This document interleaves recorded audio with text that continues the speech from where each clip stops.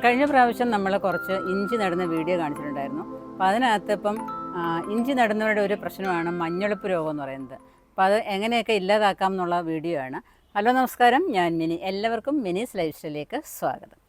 അപ്പോൾ ഇന്നത്തെ നമ്മുടെ വീഡിയോ എന്ന് പറഞ്ഞാൽ, കഴിഞ്ഞ ഒരു വീഡിയോയിൽ നമ്മൾ ഇഞ്ചി നടുന്നതിനെക്കുറിച്ചും ഇഞ്ചിക്ക് എങ്ങനെ മുള വരുത്താമെന്നും ഒക്കെ ഉള്ളതായ ഒരു വീഡിയോ കാണിച്ചിട്ടുണ്ടായിരുന്നു. അപ്പോൾ അതിൻ പ്രകാരം എല്ലാവരും കുറച്ച് പേരെങ്കിലും ഗ്രോ ബാഗിനകത്തൊക്കെ ഇഞ്ചി നട്ടുകയാണെന്ന് വിചാരിക്കുന്നു. നമ്മുടെ വീട്ടിലേക്ക് ആവശ്യമായ ഇഞ്ചി നമ്മൾ തന്നെ നടുകയെന്നുണ്ടെങ്കിൽ നല്ല ഒന്നാന്തരം ഇഞ്ചി നമുക്ക് വിളവെടുക്കാനായിട്ട് സാധിക്കും. അപ്പോൾ ഞാൻ അന്ന് ഈ 3 ഗ്രോ ബാഗിനകത്താണ്, ഈ 3 നമ്മുടെ ഗ്രീൻ ഗ്രോ ബാഗിനകത്താണ് നിങ്ങളെ നട്ട് കാണിച്ചത്.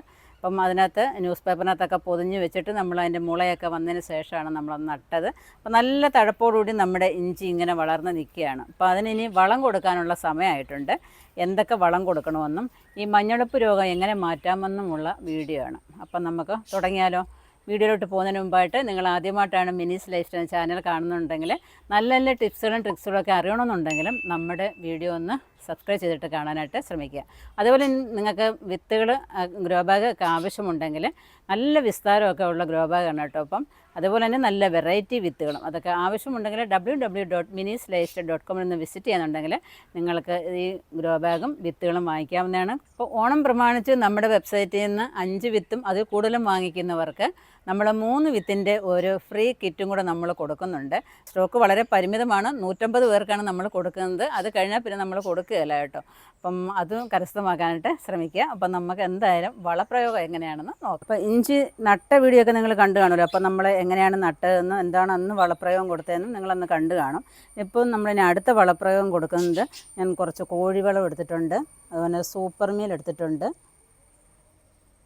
പിന്നെന്ന് പറഞ്ഞാൽ നമ്മൾ മണ്ണെടുത്തിട്ടുണ്ട്, ട്രീറ്റ് ചെയ്ത മണ്ണെടുത്തിട്ടുണ്ട്, അതുപോലെ തന്നെ ചാരം എടുത്തിട്ടുണ്ട്, കുറച്ച് ശീമക്കൊന്നയുടെ ഇല എടുത്തിട്ടുണ്ട്, പിന്നെ കുറച്ച് വേപ്പ് പിണ്ണാക്ക് എടുത്തിട്ടുണ്ട്, പിന്നെ രണ്ട് സൂഡോമോണസ് ഉണ്ട്, വിവേറിയ ഉണ്ട്. അതൊക്കെ പതുക്കെ പറഞ്ഞുതരാം. ഇത് രണ്ടിൻ്റെ ഉപയോഗം ഞാൻ പറഞ്ഞുതരാം. നമ്മൾ കണ്ടോ മണ്ണൊക്കെ കുറഞ്ഞിട്ട് നമ്മൾ ഇലയൊക്കെ ഇട്ടായിരുന്നല്ലോ. അപ്പം നമ്മുടെ മണ്ണൊക്കെ താന്നിട്ട് അതിൻ്റെ കിളിർപ്പുകളൊക്കെ ഇങ്ങനെ പൊങ്ങി പൊങ്ങി വരാനായിട്ട് തുടങ്ങി. അപ്പം എന്തായാലും മണ്ണൊക്കെ ഇട്ട് കൊടുക്കേണ്ട സമയമായി. ചെറുതായിട്ട് എൻ്റെ ചെവിടൊന്ന് ഇളക്കി കൊടുത്തതിന് ശേഷം, ആവശ്യമില്ലാത്ത പുല്ലൊക്കെ നിൽപ്പുണ്ട്. പിന്നെ ഇടയ്ക്കൂടെ 2 പയർ അരി കിട്ടിയതും കൂടെ അതിൻ്റെ ചുവട്ടി കൊണ്ട് ഇട്ട് കൊടുത്തിട്ടുണ്ടായിരുന്നു. അപ്പോൾ അതിനകത്തോട്ട് നമുക്ക് കുറച്ച് ശീമക്കൊന്നയുടെ ഇല അങ്ങോട്ട് ഇട്ട് കൊടുക്കാം. ആര്യവേപ്പിൻ്റെ ഇല കിട്ടുകയെന്നുണ്ടെങ്കിൽ അതിട്ട് കൊടുക്കാം. ഏതെങ്കിലും പച്ചിലകൾ കിട്ടുകയെന്നുണ്ടെങ്കിൽ ഇത് ശീമക്കൊന്നയുടെ ഇല കിട്ടാത്തവർക്ക് അങ്ങനെ ഇട്ട് കൊടുക്കാം. പിന്നെ ഇനി നമുക്ക് കോഴിവളം, പൊടിഞ്ഞ് കോഴിവളം ഉണ്ടല്ലോ, അതങ്ങോട്ട് നന്നായിട്ട് ഇട്ട് കൊടുക്കാം. കോഴിവളവും അതേപോലെ അറക്കപ്പൊടി എല്ലാം കൂടെ മിക്സ് ചെയ്ത വളമാണിത്. പുതിയ കോഴിവളം ഇട്ട് കൊടുക്കരുത്, പഴകിയത് വേണം ഇട്ട് കൊടുക്കാനായിട്ട്. പിന്നെ കുറച്ച് സൂപ്പർ മീൽ ഇട്ട് കൊടുക്കാം. പ്രാവശ്യം സൂപ്പർ മീൽ വേറൊരു രൂപത്തിലാണ് കിട്ടിയത്. കുറേ മുട്ടത്തോടൊക്കെ അതിനകത്ത് പൊടിച്ചിട്ടേക്കുന്നുണ്ട്. ഇനി അടുത്തെന്ന് പറഞ്ഞാൽ കുറച്ച് ചാരം ഇട്ട് കൊടുക്കാം. പുതിയ ഇഞ്ചിയൊക്കെ പൊട്ടി പൊട്ടി വരാനായിട്ട് ഈ ചാരം സഹായിക്കും.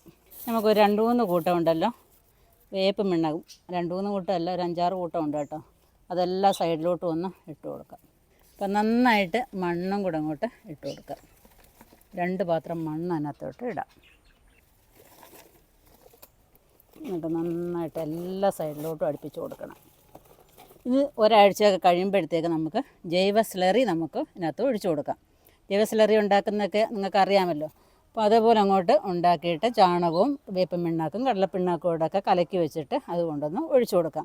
അത് 1 കപ്പ് എടുത്തിട്ട് 1 ബക്കറ്റ് വെള്ളമാക്കിയിട്ട് വേണം എല്ലാത്തിനും ഒഴിച്ചു കൊടുക്കാനായിട്ട്. ഇപ്പം ജൈവ സ്ലറി ഉണ്ടാക്കുന്നത് ഇതുവരെയും ആരും കണ്ടിട്ടില്ല എന്നുണ്ടെങ്കിൽ കാണത്തരൊക്കെ ഒന്ന് പോയി കണ്ടു നോക്കുക. അതിന് പ്രകാരം ഉണ്ടാക്കുക. നമ്മുടെ എല്ലാ പച്ചക്കറികൾക്കും വളരെ ഉപകാരപ്പെടുന്ന ഒരു വളമാണ് ജൈവ സ്ലറി. ഇതേപോലെ നമുക്കിനി എല്ലാത്തിനും നമ്മൾ ചെയ്യാത്തതിനെല്ലാം വളം ഇട്ട് കൊടുക്കാം. അപ്പോൾ ഞാൻ ഇവിടെ ഇങ്ങനെ മണ്ണൊക്കെ ഇടയ്ക്കിടയ്ക്ക് ഇങ്ങനെ കൂട്ടി വയ്ക്കാറുണ്ട്, എന്ന് വെച്ചാൽ ട്രീറ്റ് ചെയ്ത് വയ്ക്കാറുണ്ട്. അപ്പം അത് നമ്മൾ ഒരുക്കി ഇട്ടേക്കാന്നുണ്ടെങ്കിൽ നമുക്ക് ഓരോന്നിനും ഇടാൻ എളുപ്പമുണ്ട്. അല്ലെങ്കിൽ നമ്മൾ പെട്ടെന്ന് തന്നെ ട്രീറ്റ് ചെയ്യണമെന്ന് വെച്ചാൽ അത് വാരി ഇടണമെന്ന് വെച്ചാൽ നടക്കുന്ന കാര്യമല്ലല്ലോ. അപ്പം ഇതേപോലെ കൂട്ടിയിട്ടിട്ട് നമ്മളൊരു ഷീറ്റോ എന്തെങ്കിലും എടുത്ത് അതിൻ്റെ മേളിലോട്ട് ഇടാന്നുണ്ടെങ്കിൽ ആവശ്യത്തിന് നമുക്കതിൽ നിന്ന് എടുത്താൽ മതി. അപ്പോൾ ഇതിന് നമ്മൾ കുറച്ച് വാരിയിട്ട് ഇഞ്ചിക്ക് വളം കൊടുത്തതിന് ശേഷം അതിൻ്റെ മുകളിലോട്ട് നമുക്ക് ഇട്ട് കൊടുക്കാം.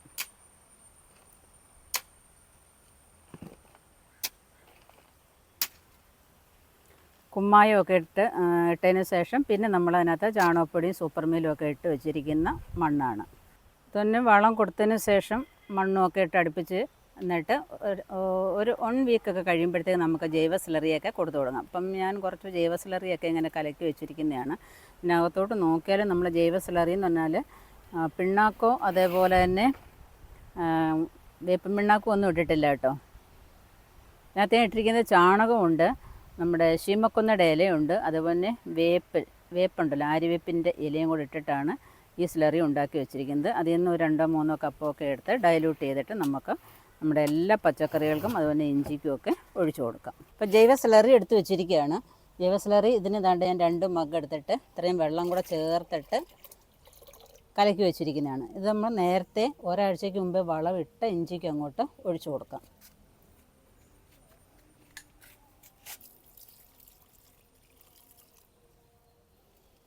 ഒരു കപ്പ് ഒരു 2 മൂട് ചെയ്യിക്കട്ടെ. അത് നമ്മുടെ ഇഞ്ചിയുടെ വലുപ്പത്തിനും പ്രായത്തിനും ഒക്കെ അനുസരിച്ച് വേണം നമ്മൾ ഒഴിച്ചു കൊടുക്കാനായിട്ടേ.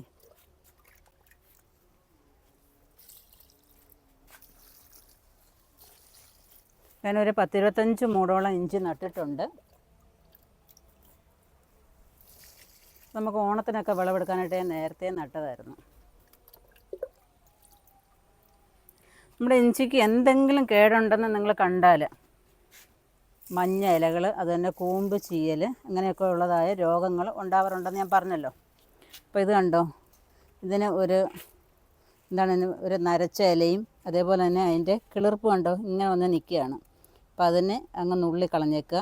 ഈ നരച്ച ഇലകളെയൊക്കെ എന്നുവെച്ചാൽ വിറങ്ങലിച്ച് നിൽക്കുന്ന ഇലമാതിരി നിൽക്കും. അങ്ങനെയുള്ളതിനെയൊക്കെ നമ്മളങ്ങ് നുള്ളി മാറ്റി വെക്കണം. കഴിഞ്ഞ പ്രാവശ്യം കുറേ പേർക്ക് ഇഞ്ചിയുടെ മൂട് ചീയൽ, അതേപോലെ തന്നെ കൂമ്പ് ചീയൽ, ഇല നരയ്ക്കൽ, ഇങ്ങനെയൊക്കെയുള്ള പല അസുഖങ്ങളുണ്ടായിരുന്നു. അപ്പോൾ അങ്ങനെയുള്ള ഇലകൾ കണ്ടോ നമ്മൾ കയ്യോടങ്ങ് നുള്ളി മാറ്റണം. ഇതിനെയൊക്കെ നമ്മൾ ഡെയിലി ശ്രദ്ധിച്ചെങ്കിലേ പറ്റത്തുള്ളൂ. കണ്ടേ ഇങ്ങനെ നമ്മുടെ ഇഞ്ചിയിൽ ഇങ്ങനെ ചുരുണ്ട് നിൽക്കുന്ന ഇലകളെയൊക്കെ നമ്മളൊന്ന് ശ്രദ്ധിച്ച് നോക്കണം. എൻ്റെ കൈ മണ്ണാണ്, അതിനകത്ത് ചിലപ്പം പുഴുക്കൾ കാണും. ഇതിപ്പം കൂമ്പല വരുന്നതേ ഉള്ളൂ, ഇതിന് കുഴപ്പമില്ല. അതുകൊണ്ട് ഈ ഇലയൊക്കെ കണ്ടോ അല്ലാതെ നിൽക്കുന്നത് മാറ്റിക്കളയണം. അപ്പം ചില ഇലകൾ നമ്മൾ തുറന്ന് നോക്കുമ്പോൾ അതിനകത്ത് പുഴുക്കൾ കാണും. അപ്പോൾ അതിനെ കയ്യോടെ നമ്മൾ നശിപ്പിച്ച് കളയുക. കണ്ടോ ഇതൊക്കെ കണ്ടോ പുതിയ കൂമ്പ് വരുന്നത് എടുത്ത് കളയണം അതിനൊക്കെ. ഇതിനുള്ള ഒരു പ്രതിവിധിയാണ് ഇനി അടുത്തത് പറയാൻ പോകുന്നത്. ഇതിപ്പം ലിക്വിഡായിട്ടുള്ള നമ്മുടെ സ്യൂഡോമോണസ് ആണിത്. അതുപോലെ തന്നെ ഇത് വിവേറിയാണ്, ഇത് പൗഡറാണിത്. അപ്പം ഈ പൗഡർ വിവേറി എന്ന് പറഞ്ഞാൽ നമ്മൾ ഒരു തീപ്പെട്ടി കവറിൽ കൊള്ളുന്ന വിവേറി എടുക്കുക. അത് അല്ലെങ്കിൽ 20 ഗ്രാമാണ് ഈ തീപ്പെട്ടി കവറിൽ കൊള്ളുന്നതെന്ന് പറയുന്നത്. അതെടുത്തിട്ട് 1 ലിറ്റർ വെള്ളത്തിൽ കലക്കിയിട്ട് ആഴ്ച ഒരു പ്രാവശ്യം നമുക്ക് ഇതിൻ്റെ സമൂലം നമ്മുടെ ഇഞ്ചിയുടെ ചുവട് മുതൽ മണ്ട വരെയുള്ള ഭാഗത്ത് നമുക്ക് സ്പ്രേ ചെയ്ത് കൊടുക്കാവുന്നതാണ്.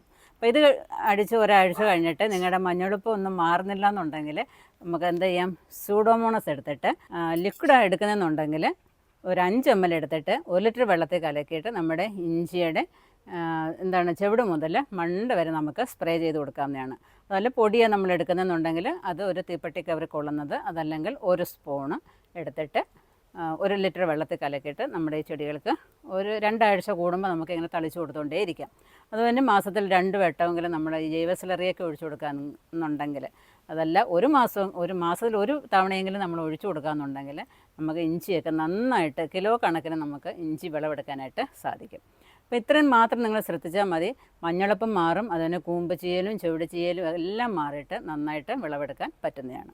അപ്പോൾ ഈ വീഡിയോ നിങ്ങൾക്ക് ഇഷ്ടപ്പെട്ടുകയാണെന്ന് വിചാരിക്കുന്നു. ഇഷ്ടപ്പെട്ടെന്നുണ്ടെങ്കിൽ ലൈക്ക് ചെയ്യുക, ഷെയർ ചെയ്യുക. സബ്സ്ക്രൈബ് ചെയ്യാതെ കാണുന്നവരാണെന്നുണ്ടെങ്കിൽ സബ്സ്ക്രൈബ് ചെയ്തിട്ട് കാണാനായിട്ട് ശ്രമിക്കുക. അതുപോലെ ഫേസ്ബുക്കിലാണ് കാണുന്നുണ്ടെങ്കിൽ അവിടെ ഒന്ന് ഫോളോ ചെയ്തേക്കാം. അപ്പോൾ ഞാൻ നേരത്തെ പറഞ്ഞതുപോലെ തന്നെ നിങ്ങൾക്ക് വിത്തുകൾ ഗ്രോ ബാഗുകളൊക്കെ ആവശ്യമുണ്ടെങ്കിൽ നമ്മുടെ വെബ്സൈറ്റിലൊന്ന് വിസിറ്റ് ചെയ്യുക. അതുപോലെ തന്നെ നിങ്ങൾക്ക് കോംബോ വിത്തുകൾ കൂടാതെ നമ്മുടെ ഗ്രോ ബാഗുകൾ എല്ലാം നിങ്ങൾക്ക് വാങ്ങിക്കാവുന്നതാണ്. പിന്നെ ഓണം കിറ്റിൻ്റെ കാര്യം ഞാൻ പറഞ്ഞല്ലോ, ഓണം ഫ്രീ. നമ്മുടെ വെബ്സൈറ്റിൽ നിന്ന് 5 ടൈപ്പ് വിത്തുകളും അതിൽ കൂടുതലും വാങ്ങിക്കുന്നവർക്ക് നമ്മൾ 3 ടൈപ്പ് വിത്ത് ഫ്രീ ആയിട്ട് കൊടുക്കുന്നുണ്ട്. 150 പേർക്ക് മാത്രമേ നമ്മൾ കൊടുക്കുന്നുള്ളൂ. അപ്പം എല്ലാവരും അത് കരസ്ഥമാക്കാനായിട്ട് ശ്രമിക്കുക. അടുത്ത വീഡിയോ കാണുന്നവരെ ഞാൻ നന്ദി, നമസ്കാരം.